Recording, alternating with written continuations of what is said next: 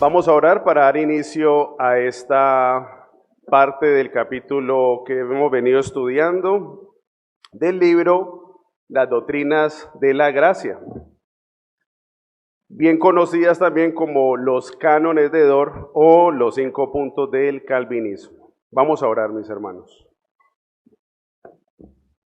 Bendito Dios, te damos muchas gracias, Padre Celestial, por hoy concedernos un día más de vida.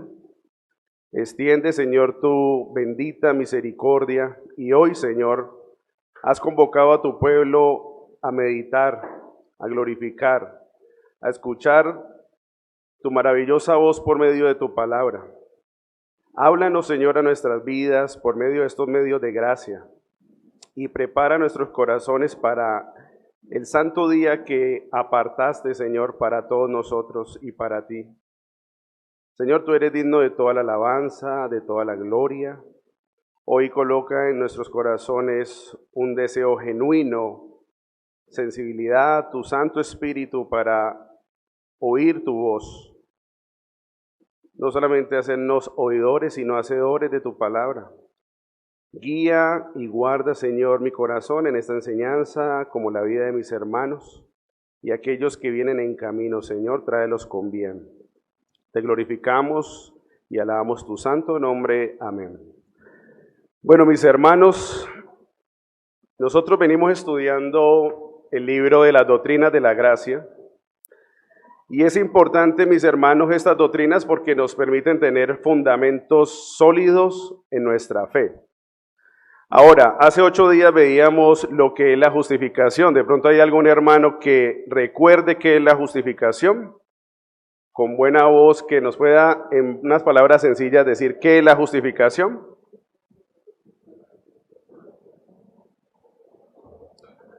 Camilo, ¿qué es la justificación?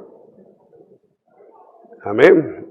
Para transmitirle a los que no escuchan, porque pues se está escuchando aquí internamente, lo que acaban de decir mis hermanos es que la justificación es un acto legal mediante el cual Dios nos declara justos, perfectos, solo por la fe en la cual hemos sido unidos a Jesucristo. Esa es una respuesta sencilla de lo que es la justificación y es lo que vimos hace 8 días con nuestro diácono Eduardo. Ahora vamos a meditar, mis hermanos, en la justicia de la ley, es decir, vamos a meditar un poco sobre la ley de Dios. Ahora, este tema, mis hermanos, es muy extenso.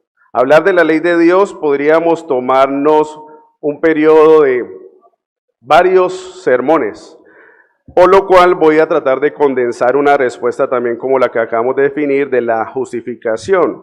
Y vamos a meditar en unas preguntas que el autor establece en su libro. Dice lo siguiente: ¿exige Dios la justicia de la ley, que la ley sea cumplida en los cristianos? Solamente tengan esa pregunta en sus mentes. Si no podemos cumplir con las exigencias de la ley, ¿cómo es que la justicia de la ley nos llega a ser contada? Y es una muy buena pregunta, la cual vamos a empezar a desarrollar en esta mañana. Y yo bosquejé 3 puntos. Vamos a meditar en 3 puntos, mis hermanos, que son los siguientes. El primero, vamos a definir qué es la ley y cuál es su propósito. Como segundo punto, vamos a ver la ley de Dios en las Escrituras. Y como punto final vamos a meditar en el Evangelio y la ley de Dios. ¿Perfecto? Iniciamos con nuestro primer punto definiendo qué es la ley de Dios y cuál es su propósito. Ahora, mis hermanos, imagínense esta pared totalmente que está blanca y si yo cojo un marcador negro y hago un círculo aquí bien resaltado, lo primero que podemos observar es ese punto. Podemos ver toda la pared blanca, pero nuestra mirada se fija solamente en ese detalle. Bueno, la ley de Dios es que conozcamos la santidad, la naturaleza, la voluntad, el carácter de Dios y asimismo ver nuestra pecaminosidad, nuestra desobediencia y ver lo malvado que es nuestro corazón.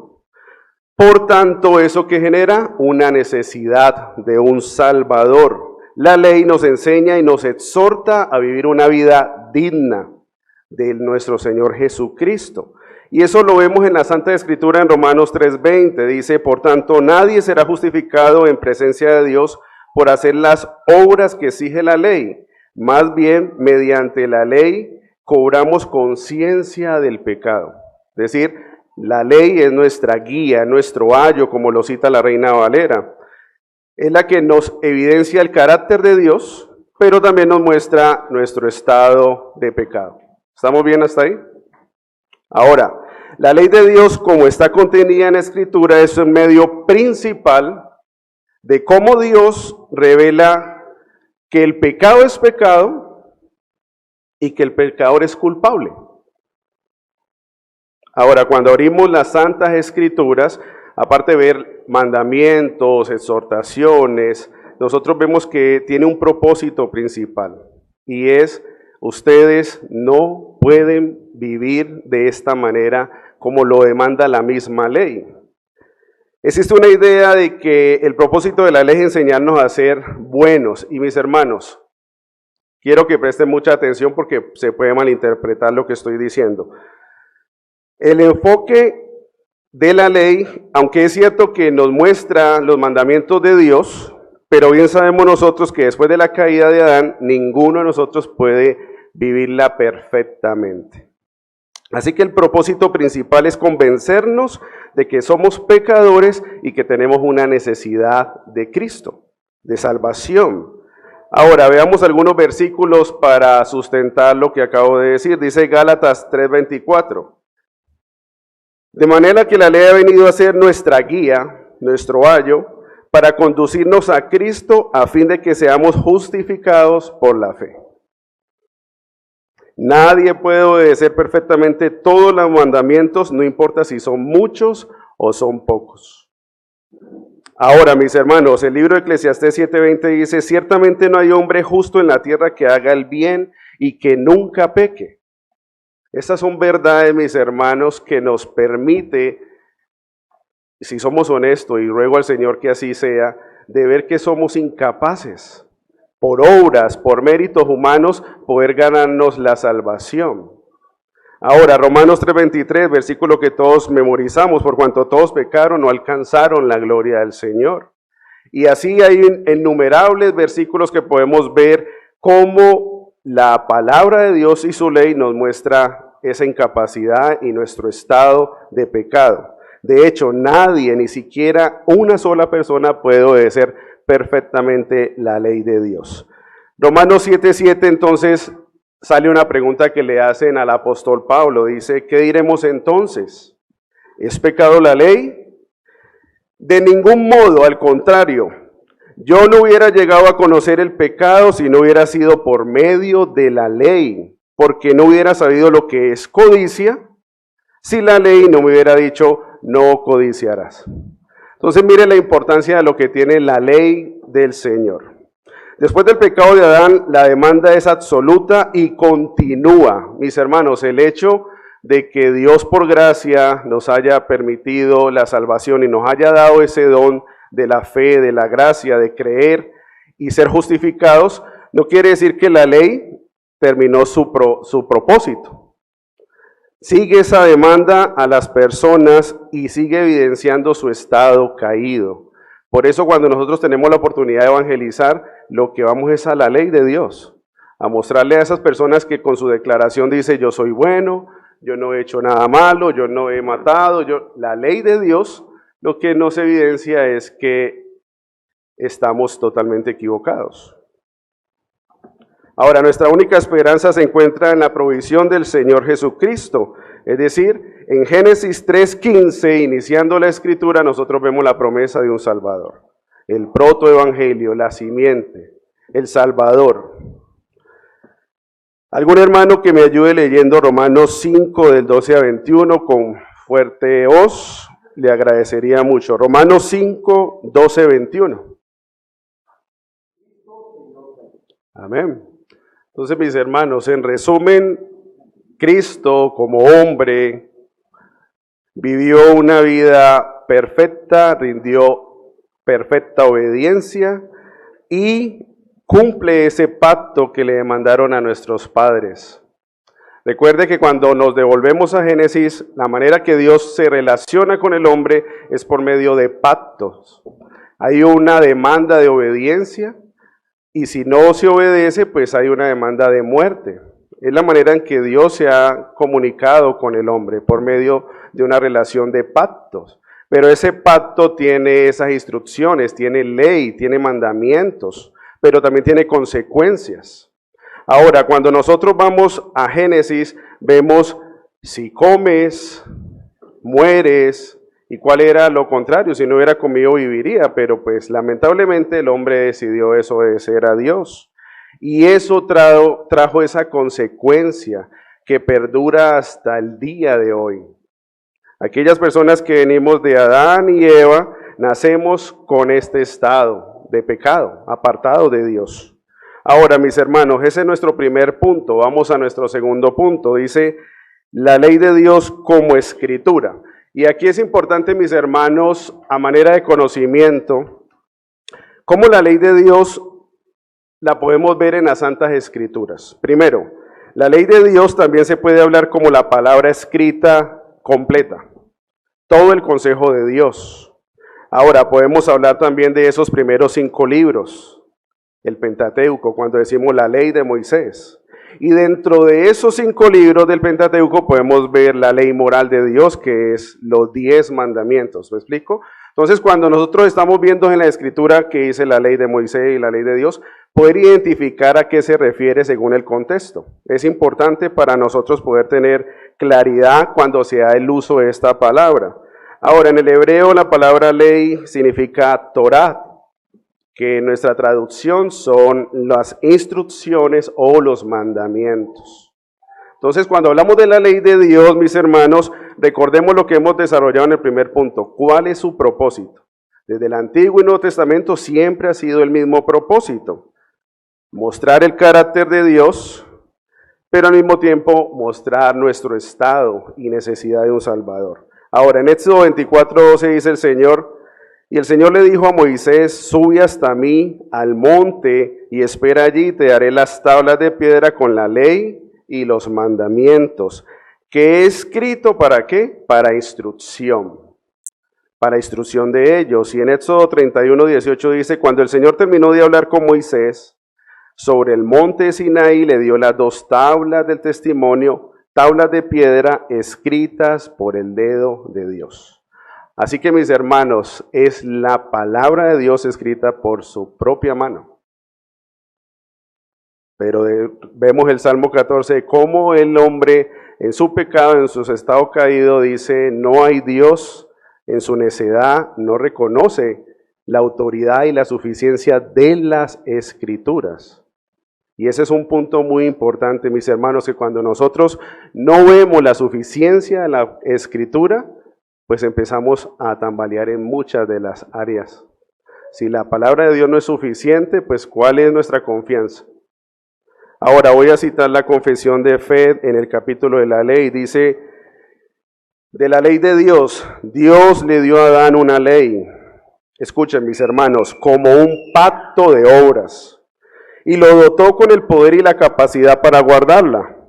Por lo cual lo comprometió a él y a toda su posteridad, a una obediencia como personal, completa, exacta y perpetua. Le prometió vida y mire lo que dice nuestra confesión, si es que cumplía la ley. ¿Cómo Dios sabe que el hombre lamentablemente iba a tomar una decisión errada?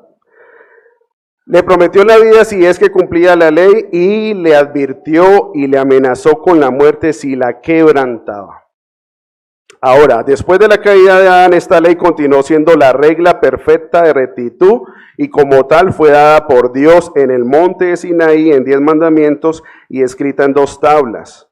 Los primeros 4 mandamientos contienen nuestros deberes para con Dios y los otros 6 contienen nuestros deberes para con el ser humano. Tarea, memorizar y aprendernos los 10 mandamientos del Señor. Entonces, cuando hablamos de la ley de Dios, para resumir, podemos pensar que se está hablando de los primeros 5 libros, podemos pensar que está hablando de todo el consejo de la Escritura, de los 10 mandamientos de la ley moral, pero también vemos que Dios establece la ley para dirigir, gobernar y ser el rey de su pueblo. Por eso hay un pacto: yo estaré con ustedes, yo soy su Dios y el de tu descendencia. Y en esa ley nosotros vemos esas leyes civiles, esas leyes morales, esas leyes ceremoniales, que gloria a Dios, ya todo descansa en nuestro Señor Jesucristo. Porque imagínense, en hoy domingo, toda nuestra congregación trayendo animalitos y cómo levantarnos todos los días a examinar la perfección para hacer sacrificios y sacrificios y sacrificios. Gloria a Dios por nuestro Salvador Jesús. Ahora, mis hermanos, en este punto quiero que presten mucha atención. Es importante aclarar para qué nos sirve la ley, y no se me asusten. La ley demanda obediencia, pero no provee el poder para obedecer. La ley me muestra la condenación, pero nunca perdona. La ley muestra el estándar de conducta, pero no puede cambiar el corazón.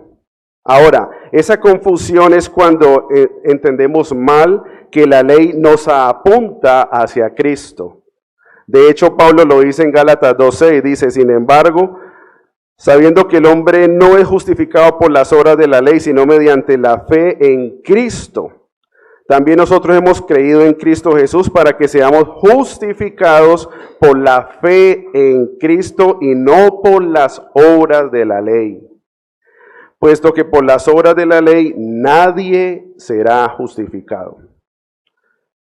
Entonces, si la ley evidencia mi pecado, me declara culpable, me condena, me muestra la maldición, ¿es acaso mala? ¿Es mala la ley? De ninguna manera, lo dice Pablo, pues la ley es santa, es justa y es buena. Entonces mire que tanto el Evangelio y la ley van en la misma armonía, porque provienen de un Dios santo, perfecto. Dios no va a establecer una ley mala, una ley injusta. Es el estándar de Dios y cómo Dios lo ha determinado. ¿Quién se acercó a Dios para pedirle consejo? Cuando Dios se acerca al hombre, Él es el que establece las condiciones y el pacto. Él no se acerca a pedirle permiso o condescendencia. Eso lo hacemos nosotros como humanos. Yo tengo esta sortija que me recuerda un compromiso que hice ante Dios y la relación que tengo con mi esposa. Ahora, dentro de esas señales, de ese gobierno, Dios, en ese pacto, en esas leyes, nos da también señales que nos recuerda y nos apunta a esos pactos y compromisos que Dios nos ha dado. Y es donde nosotros vemos cómo hoy nada más hace una semana vimos el sol con un arco. No sé qué pensaron ustedes, muchos pueden pensar muchas cosas, pero lo que recuerdo yo, ahí está el Señor. Y ahí está su pacto, y eso me recuerda lo que Dios ha hecho con cada uno de nosotros. Ahora, si la ley es santa, justa y buena, entonces, ¿quién es el malo? Nosotros.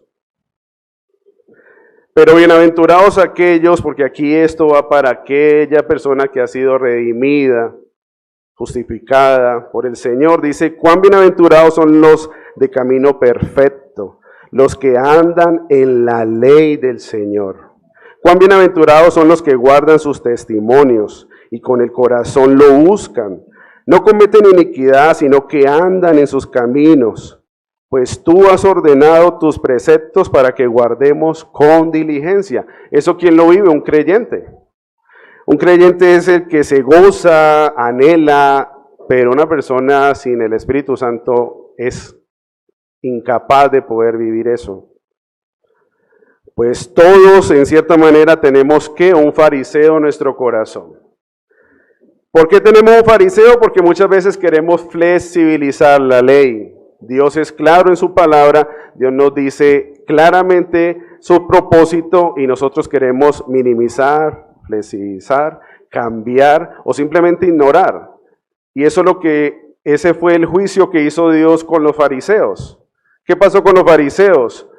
Tenían una interpretación de esa ley y esos mandamientos y esas ordenanzas de Dios. Pero ¿qué hizo nuestro Señor Jesús? Le dio esa interpretación correcta. No matarás. Externamente lo veían como algo externo, físico, pero ¿qué apuntó el Señor? Que con solo decirle a un hermano, a una persona, una ofensa, lo ha matado. Ahora, ¿quién vive eso, mi hermano, perfectamente al día de hoy?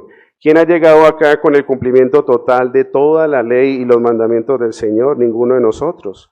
Dice un reformador, la ley es el martillo de Dios que prepara el corazón de piedra para que el evangelio lo convierta en un corazón de carne.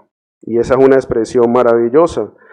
Y ahora vamos a entrar a nuestro tercer y último punto, que es el evangelio y la ley de Dios. Ahora, mis hermanos, ¿qué es el evangelio? En muchas ocasiones, como creyentes, decimos que salimos a evangelizar, que predicamos el evangelio, pero mis hermanos, es una exhortación e importancia tener claro qué es el evangelio. El evangelio es la proclamación de las buenas noticias anunciando que Jesús murió, resucitó para perdonar y salvar a los que se arrepienten y creen en Él. Mientras la ley evidencia la transgresión sin ser capaz de evitarla y exonerarlas, el evangelio anuncia el perdón de los pecados para que la persona que en Cristo es declarado que ya no existen y que son perdonados. Dice Hechos 10:43, recibirán perdón de los pecados. En primera de Pedro 4:11, pues, quien ha padecido en la carne ha terminado con el pecado, y estamos hablando de nuestro Señor Jesús. Mientras la ley me muestra el poder que tiene el pecado en mí, el evangelio es poder de Dios que me libera del pecado que mora en mí. Romanos 1:16, porque el evangelio es poder de Dios. Mientras la ley me demanda amor, solo el evangelio produce la fe y expresa el amor. Por cuanto Dios amó al mundo, ha dado a su Hijo unigénito para que todo aquel que en él crea no se pierda. Mientras la ley me muestra la maldición, mi desobediencia, el evangelio anuncia en mi lugar que Cristo obedeció la ley y que fue hecho maldición en un madero para bendecirme. Entonces mire la importancia de la ley, cómo va unida con el evangelio, porque proviene de un Dios santo. Ahora, estar bajo la gracia es estar bajo los términos o las condiciones de un pacto que otorga la vida al hombre sin que él mismo haya tenido una previa obediencia perfecta, perpetua a la ley, sino que esa obediencia perfecta, justa, santa, completa, proviene de Cristo. Y al ser justificado es unido a Él. Y como decía la definición de mis hermanos, delante de Dios se presenta limpio, perfecto, santo, perdonado. Y eso es glorioso para que lo meditemos en esta mañana. Ahora los quiero invitar a todos a que busquen Éxodo 20, a toda la congregación.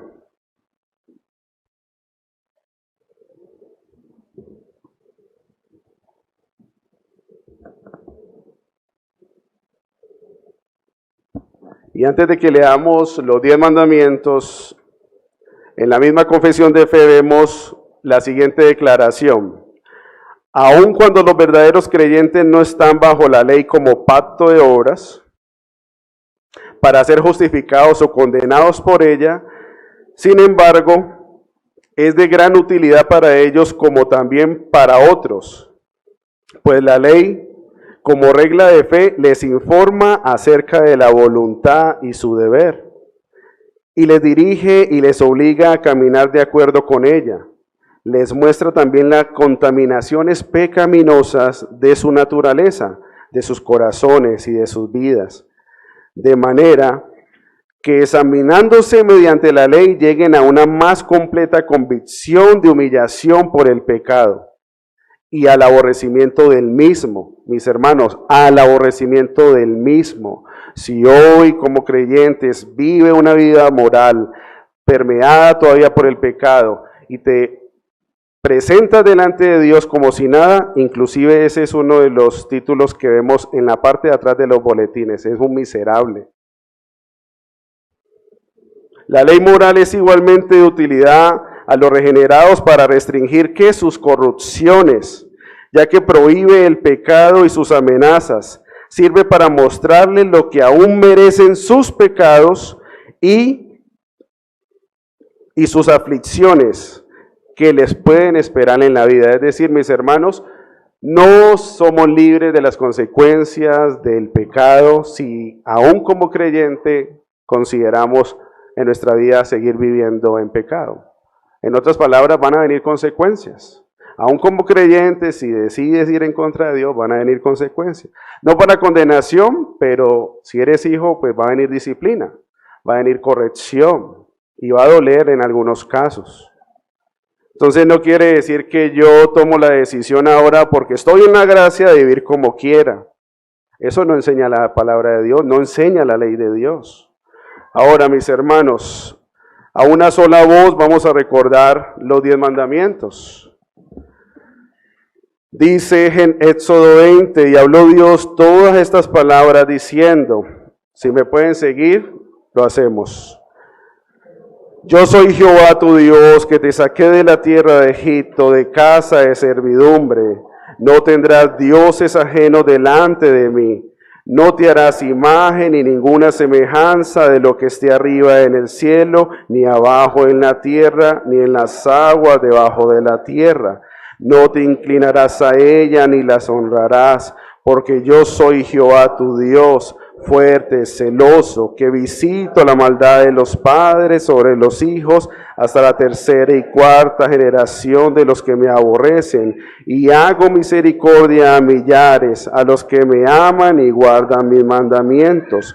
No tomarás el nombre de Jehová tu Dios en vano, porque no dará por inocente Jehová al que tomare su nombre en vano. Acuérdate del día de reposo para santificarlo. 6 días trabajarás y harás toda tu obra, mas el 7º día es reposo para Jehová tu Dios. No hagas en él obra alguna, tú, ni tu hijo, ni tu hija, ni tu siervo, ni tu criada, ni tu bestia, ni tu extranjero que está dentro de tus puertas.